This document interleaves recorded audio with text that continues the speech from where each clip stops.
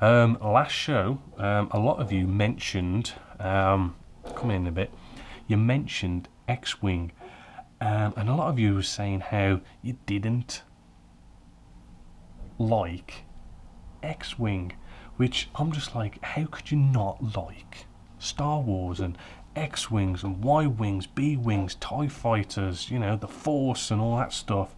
How can you not like that? But a lot of you didn't. You know, I even had an email of somebody saying, do you know what, why don't you just burn those effing models?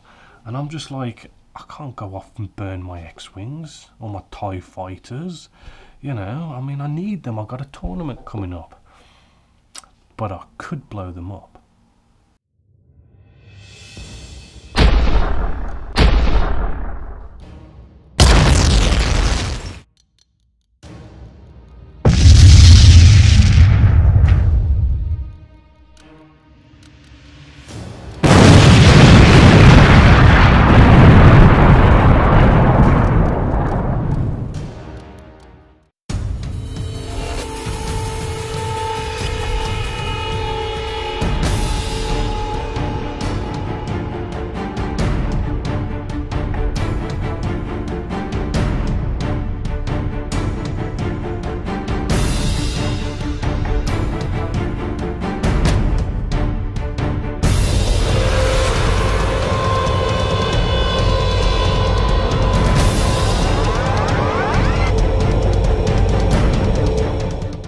Hello there, welcome to Genesis Models. My name is Bobby Waldron and this is the 22nd of January 2016 Genesis Models show. Now this week I have been working on, as you can see, the Spitfire and Hurricane, which has finally come to an end. They've both been finished. We've got that final episode up there on the Genesis Models website as well, so hopefully you're going to enjoy that. And what I want to do now is I just want to sort of show you a little clip of what's coming up on the subscription side of Genesis Models. It will also give you a little indication of what is going to be the next step by step as well here at Genesis Models. So you know, let's see if you can work out what aircraft it is from this little clip of the next step by step.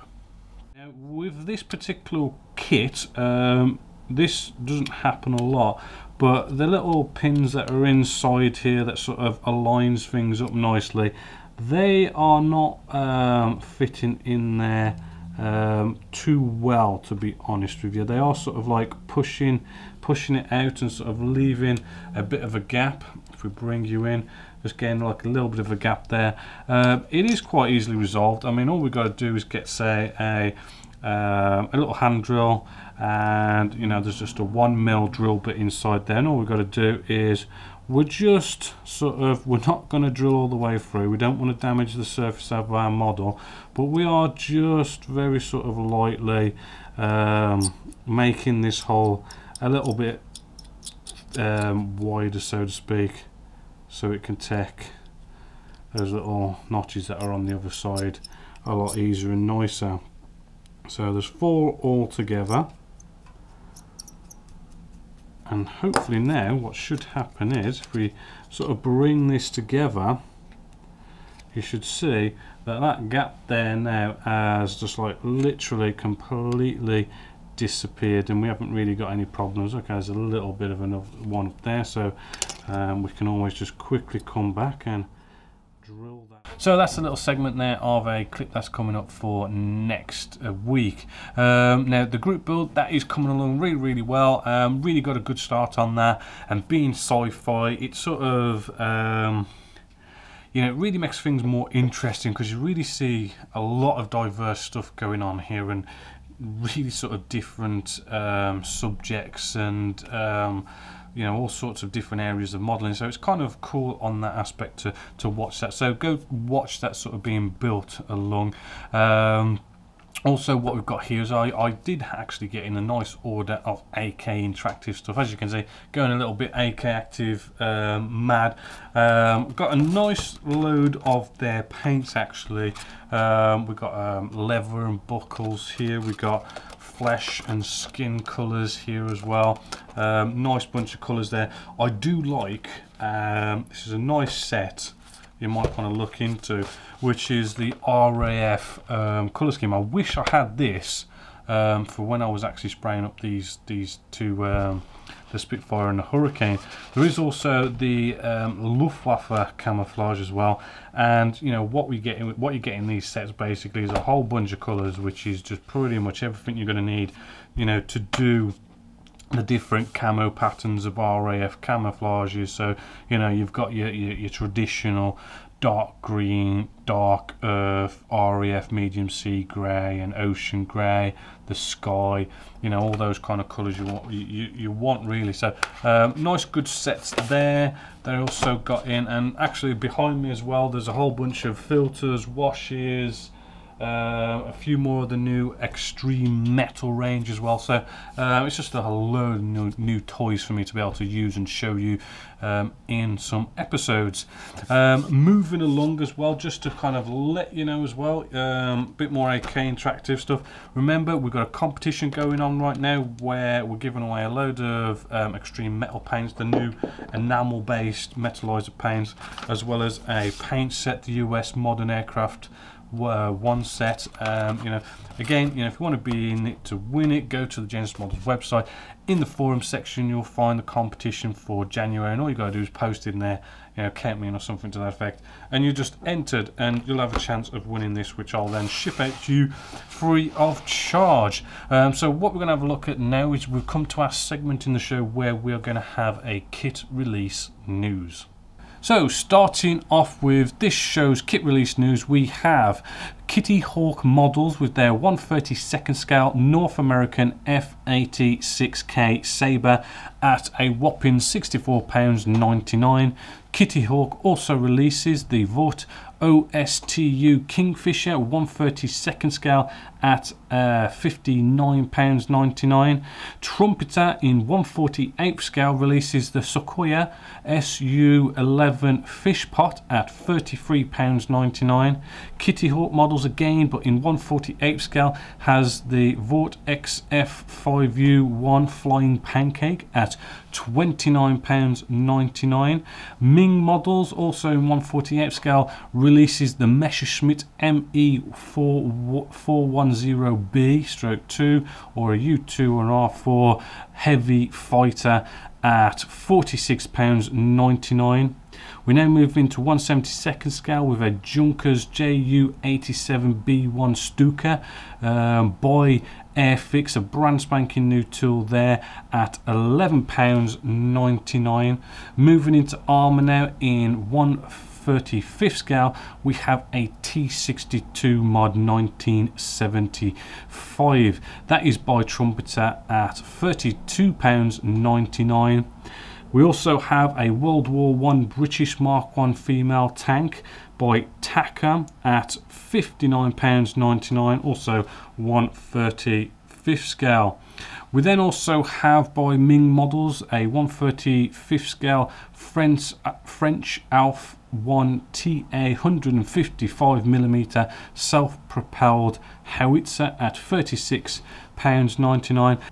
We then have Tamiya with a 1/35 scale US Tank Crew European Theatre at £12.50, which looks really cracking to go with my Sherman that I did as a step-by-step, so I'll be getting that. And sadly, that is it for kit release news for this show in January 2016, so back to the show. So there's a bunch of kits that have been released over the past couple of weeks. Next part of the show here is I want to talk about another new segment I want to add to the show, because I got a lot of feedback from you guys from the last show, and the one thing that you really sort of like brought home was you love to see your work in the show, whether, you know, in the sort of like a final reveal stage, which I'm going to do. You know, I'm going to really sort of make it a, you know, a standard thing at the end of the show, show all your final reveals, and at the end of this show I'm going to also show all the aircraft carrier based group build that we just ended, show everybody's work in there, because, you know, I somehow it slipped my mind to like show everybody's work in the group build, so we'll show all of them at the end of the show. But another new segment I want to add here is actually work in progress, because I'm kind of thinking, if you like to see your work so much in the final reveal stages shown in the show, I'm kind of thinking actually you'll probably like it as well if I showed what all you guys are getting up to in a work in progress sort of form. So I'm going to add this new segment. You know, again, feedback is always good for me to know what you want. But yeah, I think you're going to like this, because what we're going to do, I'm going to show you a load of pictures of what you guys have been getting up to in the sense of what you're still working on. So, you know, I can show you lots of pictures of how you guys are sort of spraying, building, you know, sort of getting into, you know, how you're sort of doing things that way. So let's take a look at everybody's work in progress over the past couple of weeks.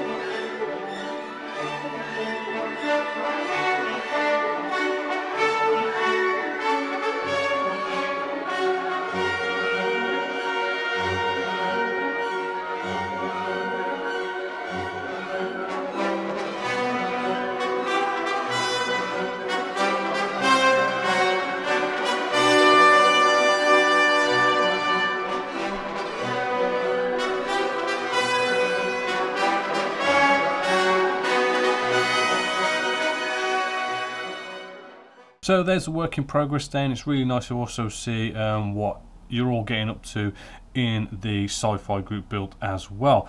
So next part of the show, I'm just going to show you a nice in-box review of a F20 Tiger Shark by Freedom Models, and that is 1/48 scale.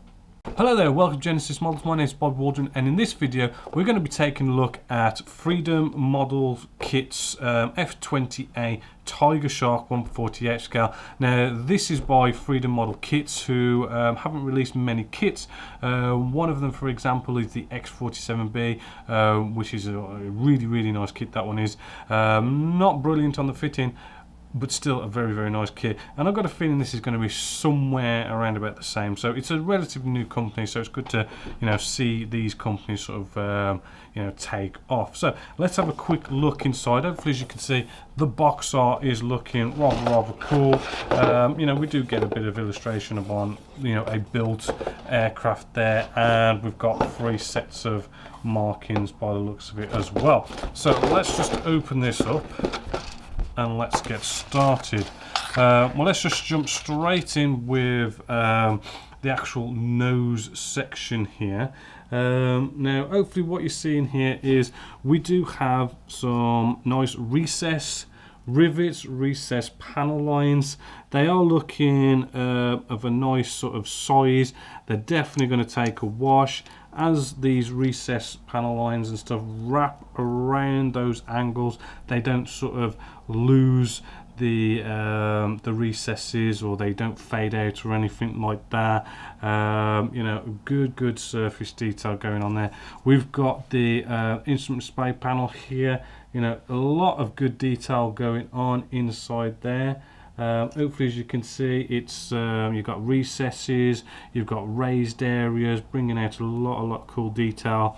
The cockpit tub itself, you know, again, we've got some more buttons and dials going on in there, so that should build up to be quite a cool little cockpit.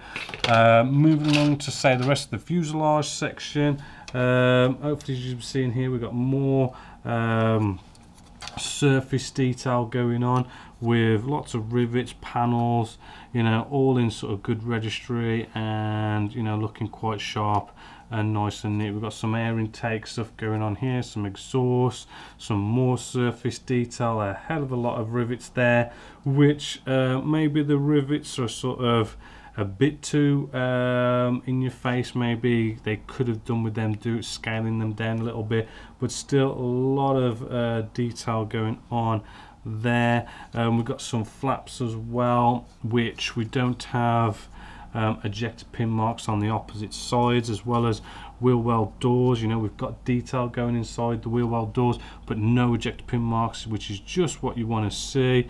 A little bit of detail going inside where the exhaust end is. We have the bottom section of the wing and the fuselage section here. Hopefully, as you've seen there, again, that really sort of lovely detail going on inside there, as well as some wheel well detail, again looking quite lively in there. Moving to say our landing gear as well, hopefully, as you can see, you know, we've got some good detail in there, and we've also got lots of these little pegs coming off of the landing gear, which what that does, it stops them from putting ejector pin marks actually on the piece itself. So it's good to see them taking care of their ejector pin marks. Here is the exhaust itself next to a little nose section there. We've got some pretty good detail in there, but it is looking a little bit thick, if you ask me. We're moving along to our final sort of big sprue here, where we've got the top halves of the wing section, again with that lovely detail going on just inside there, as well as some other little pieces. We do get some ladders with this. We've got our ejector seat just here as well, which does have, you know, a fair bit of detail on there, maybe looking a little bit bulky, but still, you know, pretty good looking detail. We've got our wheels as well, you know, got some good detail going on in there. Moving around, if we have a look just inside here, is a bit more wheel well detail, not much detail going on inside there. We've got some more landing gear here as well, again looking rather well detailed. There is, I do believe I can see two tiny little ejector pin marks just inside there. You probably get away with them with the wheel well doors, say, up against them. But apart from that, looking rather good. There is, like I have noticed just here and there, tiny bits of flash, but nothing to really sort of complain about.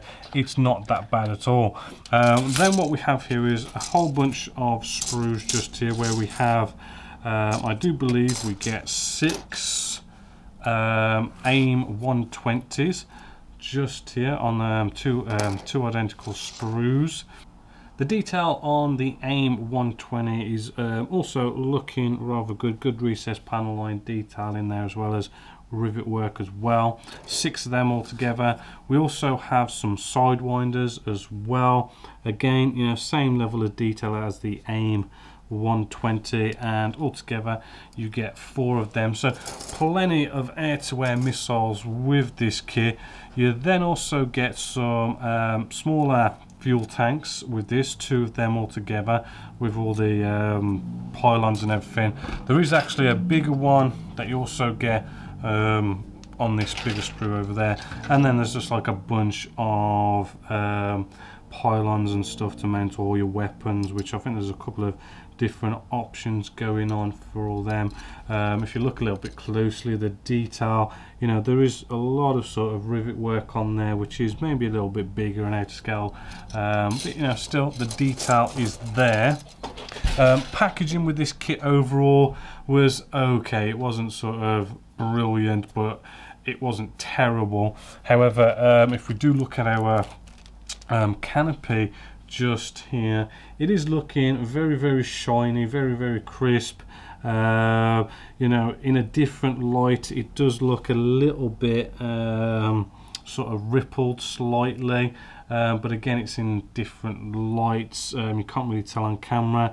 On the front part of this canopy here, I don't know if you can see, yeah, you're just picking that up on camera.